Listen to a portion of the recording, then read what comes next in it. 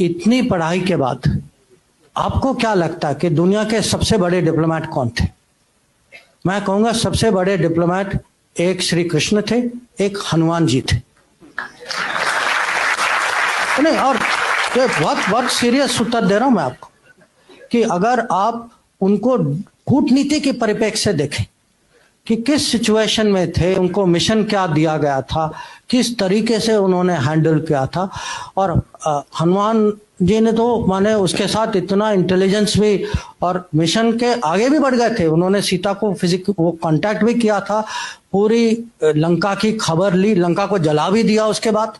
माने कैसे डिप्लोमेट निकले, माने ऑल पर्पस मल्टीपर्पज डिप्लोमेट।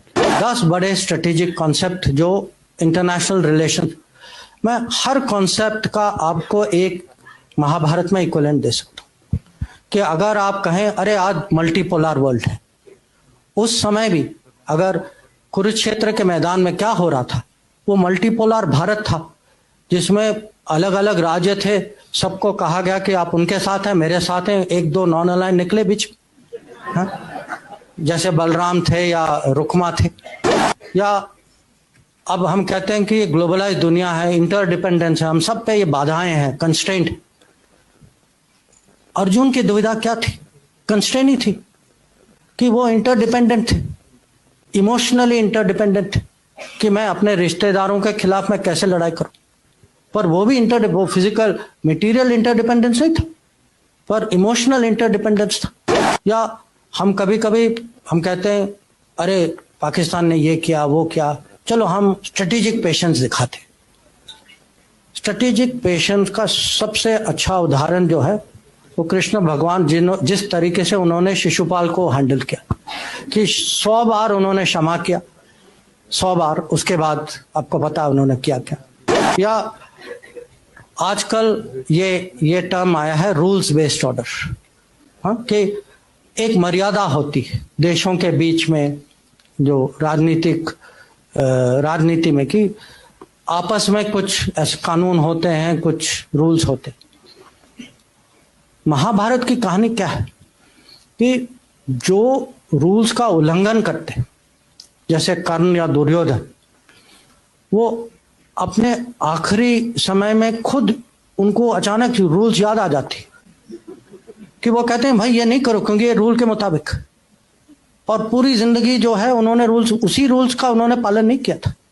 आज हम कभी कभी आपस में हमारी डिबेट होती है कि हमारे खिलाफ हमसे बड़ा देश।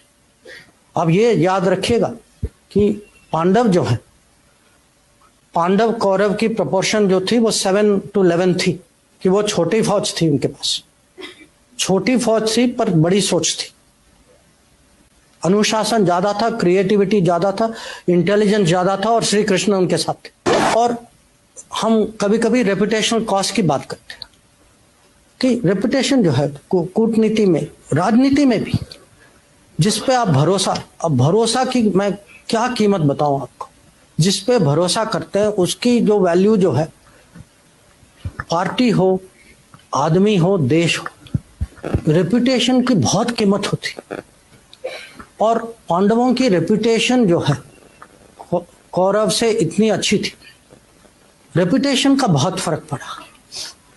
और कभी कभी ये भी है कि जो बड़े गोल, जो लार्जर गुड के लिए कभी लोगों को माने टैक्टिकल एडजस्टमेंट करना पड़ता है।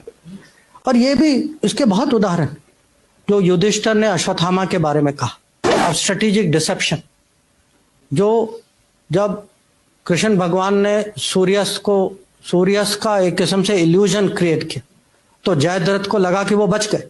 हम जो हैं इतनी माने आसानी से ये शब्द लेते हैं, Trojan horse, Achilles heel, Gordian not.